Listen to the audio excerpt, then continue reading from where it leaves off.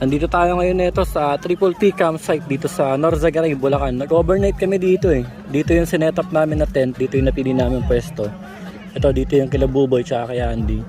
Tapos ito naman yung tent ko. Kasama ko dito si Ronald tsaka si Tunnel. Yan, setup natin dito.